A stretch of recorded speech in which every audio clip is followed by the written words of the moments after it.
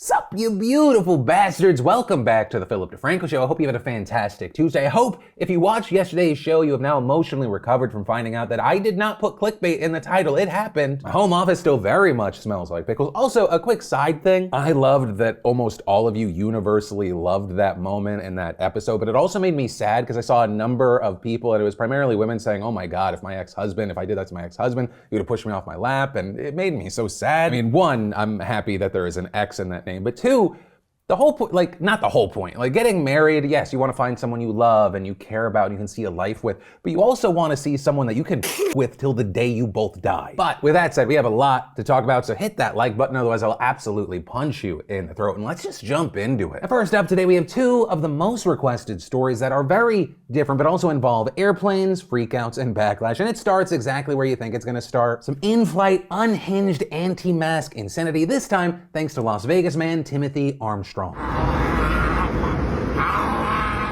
And according to reports, in addition to Timmy growling like a dog, he yelled at staff. Also, he kept screaming Joe Biden. Also, the passenger who filmed this wrote in their caption, after asking him to calm down, the man went into a complete meltdown of racist, sexist, and belligerent comments, culminating in his arrest at the gate. We were lucky to have such a well-trained crew who kept their cool throughout the flight. Also writing on Facebook that Tim verbally targeted an Asian woman, saying that she and her companion didn't belong here. Tim then reportedly being named by Salt Lake City police and cited for public intoxication and disorderly conduct. Now, with all that said, obviously we're gonna have to wait to see what happens to good old Timmy here, but in the meantime, Timmy, I wanted to give you this award, this trophy for our douchebag of the day. Enjoy it. But like I said, surprisingly, not every story involving an airplane and controversy involves masks. And instead, this time the story involving allegations of weight discrimination and the policing of female bodies. And this after a passenger by the name of Raylan Howard, who's a rapper and a TikToker known by the name Fat Trophy Wife, got kicked off an Alaska Airlines flight. In the video, you see police escorting her off the plane before asking her what happened while she was on board. Howard explaining that she was initially wearing a sports bra on the flight when an attendant asked her to put a shirt on, which she then did. And then they approached me again, saying that I can't wear this, my stomach is showing, and it's inappropriate. Okay. And I said, I'm covered up, I'm fine. And she just kept going. And I said, if you're gonna kick me off, then kick me off. I've done what you've asked me to do. I want you to leave me alone. Okay. That was the third time they approached me. With other TikToks that she posted giving a better look at what her outfit actually looked like, both with and without the shirt added, which prompted a lot of people to come to her defense, arguing that she was discriminated against because of her weight. Now, as far as the police getting involved, they have said that she is not in any criminal trouble, but they also pointed to the fact that Alaska Airlines does have their own dress code. Still, Howard said that she looked up the policy and she believes she didn't violate it because according to Alaska's website, its dress code is casual and the requirement is simply a neat and well-groomed appearance. Clothing that is soiled or tattered and bare feet are never acceptable. But with it ultimately saying that it's vague for a reason, you're expected to use good judgment, but customer service agents will have the final authority to refuse travel for inappropriate attire or appearance. But even with that, since this has gone viral, the airline has tried to do damage control by telling reporters that it is reaching out to Howard to try to make this right. With Howard later posting, they gave me my money back for my 3 seats and then tried to compensate me for the situation by offering me a discount code to use on a future purchase. Right, so with the debate this has sparked, which, by the way, I would love to know your thoughts on this. We've also seen many people comparing this story to another making headlines this week involving a thin blonde woman who walked through an airport in a bikini and a face mask. Right, and while it's unclear what airline this woman was actually flying, if she made it on board, was she still dressed this way, prompted many people to argue that the reactions both at the airport and online would have been different if she had not been conventionally attractive. And then, let's talk about a topic that's been in the news a lot lately. You got money, debt, and student loans. That's where we're gonna start. That specifically has been a major point of discussion over the last few years, especially since the pandemic. And over the last few weeks, President Biden has made headlines for erasing student debt for certain groups. Right at the end of last month, he canceled $5.8 billion for student loan borrowers with a total and permanent disability, as well as $1.1 billion for defrauded borrowers, bringing his total debt cancellation to $9.5 billion since taking office. And while many cheered this move, saying, "We did it, Joe," others have noted that he's only canceled 0.6% of the $1.7 trillion in accumulated student debt. With Business Insider explaining, if this continues at the same pace, Biden will be on track to cancel about 4.8% of total student debt by the end of his term, which is why many have argued that Biden is failing here. He is falling short of his campaign promise to reform the student loan system and forgive $10,000 in student debt per borrower. Now, that said, Biden's supporters have noted that his administration has made significant efforts on this front. Right, things like reversing a Trump-era rule that prevented borrowers who had been defrauded by for-profit universities from accessing forgiveness that they were eligible for, as well as waiving administrative hurdles for borrowers with disability. And while the administration is still working towards broader broader forgiveness, Biden has said that he doesn't have the legal power to cancel student debt unilaterally without authorization from Congress and urging Democratic lawmakers to act. But on the other side here, and I'm not even talking about the Republicans, key Democratic leaders like Senate Majority Leader Chuck Schumer called bullshit, arguing that Biden does in fact have the power to forgive debt, calling on him to erase $50,000 per borrower. But at the same time, you have other leaders like House Speaker Nancy Pelosi saying, no, Biden is right, he does not have the ability. But a big part of the reason that we're talking about this, a big part for the increased pressure, is that the US is getting closer and closer to a massive cliff. I'm talking about the expiration of loan relief benefits that were put into place during the pandemic, where for the last year plus, around 40 million borrowers have been exempt from mandatory federal payments, interest rates, and collection on loans in default. While those protections have been extended under both Trump and Biden, they are set to expire at the end of this coming January, and there is reportedly very little political will among Republicans in Congress to extend the benefits again. And then I want to talk about something with you that I've wanted to talk about for 3 months now, but I wanted to wait to get more data to back up what I was talking about. I didn't want to just use my own anecdotal experience. You watching and listening right now, if you are someone that only uses debit cards and because of that you have no credit, maybe you have bad credit, or maybe you don't even know what the hell your credit score is, please listen to this. Right now, while I'm talking, maybe on another device, maybe in another tab, go to Cred.ai, or more specifically, Cred.ai/Phil, which for transparency's sake, I am an investor in this company. If you sign up, I will benefit, but I also 1000% believe that you will greatly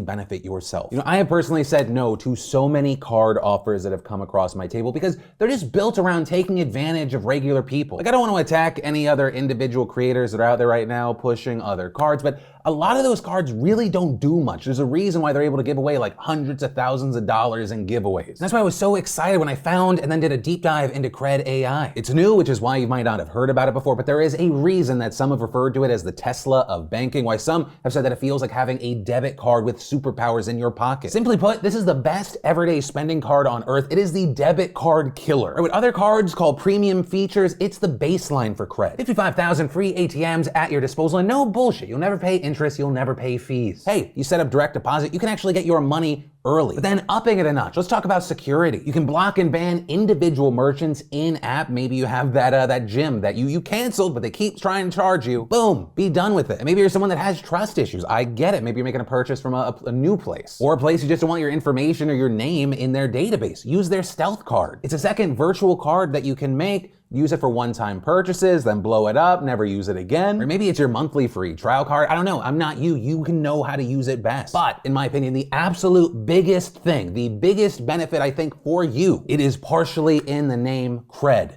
Credit. I will let you know, as someone that, yes, does have my shit together now, credit is so immensely important in your life. Or when we talk about invisible ceilings in life, credit is a huge one. I couldn't even get a credit card till I was in my 30s. There's so many things in your day-to-day life where credit checks are necessary, whether it be something like you're just trying to rent, or you're trying to buy a car, or maybe further down the road you want to get a mortgage, get your own house. Well, I got to see what it did to my credit. That's anecdotal. I wanted to see what it actually did for regular people. So I told them, before I launch, I want you to do a study. And they found that based on those who signed up for Cred.ai in spring of 2021, that non-credit card users and debit card only type people had an average increase of about 90 fucking points, with some people seeing increases as high as 190 points. And keep in mind, that's just after 60 days. Think of what happens after normal use, 6 months, a year, just it becomes a part of your life. Now, in this world, there are so many systems that are meant to keep you down. Do not let credit be one of them. It's something that's avoidable now, and it makes me so happy that I found these people that hate the industry, but also are smarter than me and figured out how to do it. So yeah, if at this point you still have not done it, please go to Cred.ai/Phil, or hey, fuck me, you can go to Cred.ai. I won't get the credit for it, but it's still for you. I know it can, and I hope it helps. And hey, at the very least, after you sign up, you get this dope-ass metal black card. You got some places that'll charge you like $500 a year just for the privilege, and this you get for free with signing up. Then, in what feels like our monthly why are people accusing one of the Paul brothers of being a scammer news, let's talk about crypto. Right, and so if you haven't seen, Logan Paul, like many other celebrities right now, getting very involved in the NFT space. Logan Paul specifically launching a big crypto NFT project called CryptoZoo, describing itself as an autonomous ecosystem where users can buy, sell, and trade exotic animal hybrid NFTs. You can see some of these animals online, but according to YouTuber CoffeeZilla, who has uncovered a lot of influencer crypto controversies, these little animals are not as original as they claim to be, with him slamming the integrity of the images in a series of tweets saying, Logan Paul taking Adobe stock photos and photoshopping a nose on for his crypto art has has a familiar energy. Don't support this clown project. My guy is literally ripping off stock photos and their admin Ben Roth is lying about it in the Telegram, with him sharing an alleged screenshot of a Telegram message where Ben Roth responds to someone accusing them of using stock images, with Roth saying that they are not Adobe stock photos and are created and specifically designed by their team. But you had CoffeeZilla then linking to an Adobe source for a panda image, then doing a compare and contrast photos for multiple examples, with them also highlighting some of the legalese in their fine print that could allegedly screw people over if anyone wants to sue over a potential scam. Right, this among other alleged red flags. But finally, CoffeeZilla says that even despite all of this, Logan allegedly made $1.3 million in Ethereum selling CryptoZoo eggs in just one day. And ultimately, for those that were sending this story to me saying, Phil, what are your thoughts? I have no idea. Here's my view of the NFT space. I believe you have your true believers, your hustlers, and your skeptics. I personally am a believer, but I'm also incredibly skeptical, especially when you have anything that is heavily celebrity pushed. It's my belief that 98% of NFT projects and NFTs are essentially going to be worthless in a few years. But I don't go out there voicing that a lot because there are a lot of artists who have been underpaid historically that are getting their bag right now. And I go, yeah, great for you. But we've also witnessed celebrity cash grab after celebrity cash grab. I believe that NFTs have a future if you're able to throw in utility and that utility can extend. But I also know a ton of people who have made a ton of money dabbling in the speculation game. So who am I to say anything? My ultimate advice for crypto, and I'll extend that to NFTs, is I think you should only throw money into this if you are comfortable with that money going away. It may multiply and make cute little money babies, but it also may find a new home in someone else's pocket. Hey, what are your thoughts on this project, specifically the NFT space in general, and has your opinion remained the same or changed over the past few months? And then let's talk about Texas, because a lot of news coming out of Texas, also kind of adjacent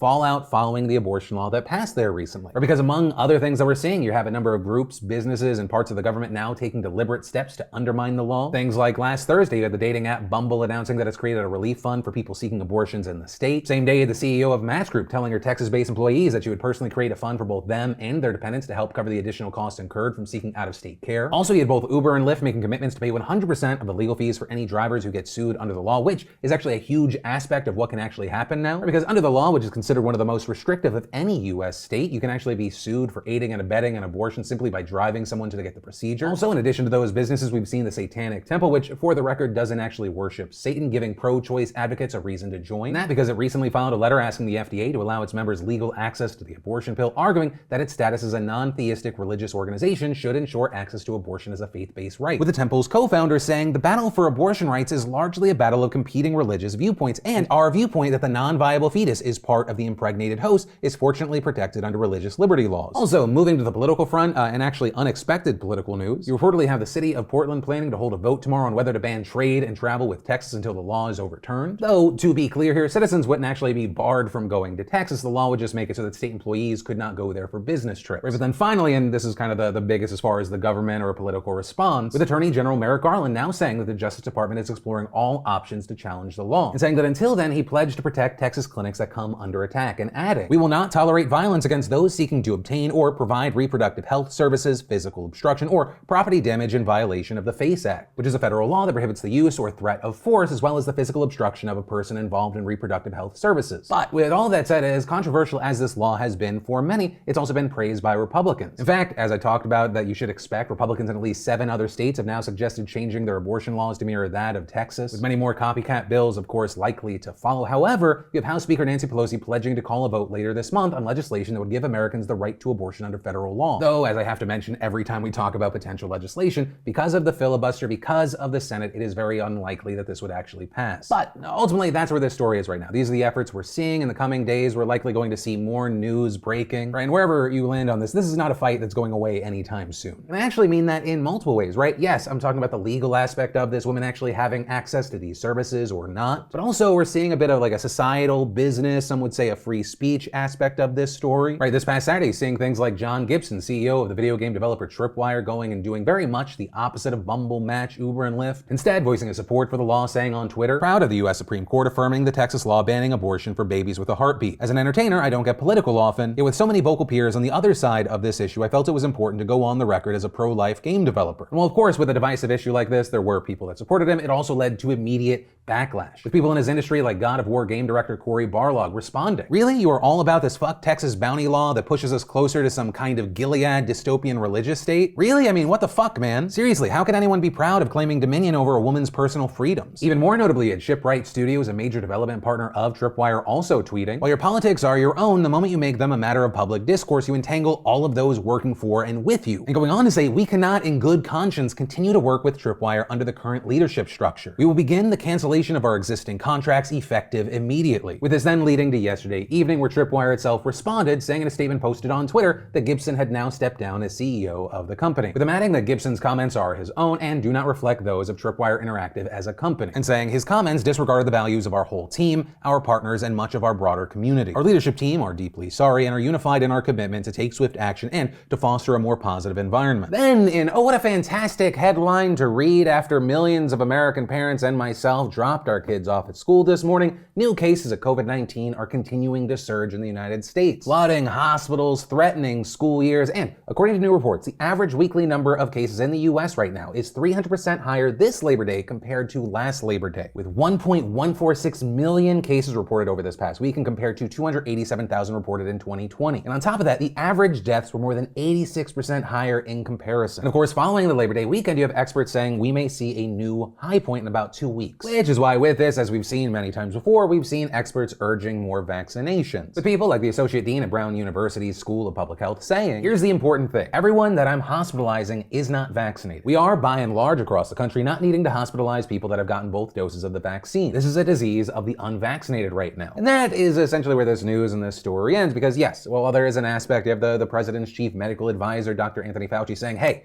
there's 75 million unvaccinated. We could really turn the tide if we get a majority of that 75 million to get vaccinated. My reaction to that news is, yeah, it would be really awesome if I could fly, but I really don't think we're gonna see either of those things happen. I truly don't believe that in this country we're gonna get to the percentage vaccinated that Fauci and others would want. You know, because we're so many months in and you still have such a large portion of the country unvaccinated, it feels like we have a healthy amount of people out there that are moving to the headspace of, well, okay, let's move on. Let's just focus on down the road boosters for those that have made clear that they're comfortable getting the vaccine. And yeah, that's where I'll leave it. It's just an exhausting topic and it feels like it's impossible to deal with the constant fire hose of misinformation that's going to keep people locked in. But ultimately with this story, or really anything else stood out to you today, I'd love to know your thoughts in those comments down below, because yes, this is a news show, but it's also a conversation. With that, I once again want to say thank you for watching, liking the videos. If you're new here, hit that subscribe button. For everyone, click the top link down below or just go to cred.ai/Phil and sign up. You will not regret it. It can sound like a bad commercial, but your tomorrow can start today. You just got to make the choice. But with that said, my name is Philip DeFranco. You've just been filled in. I love yo faces, and I'll see you tomorrow.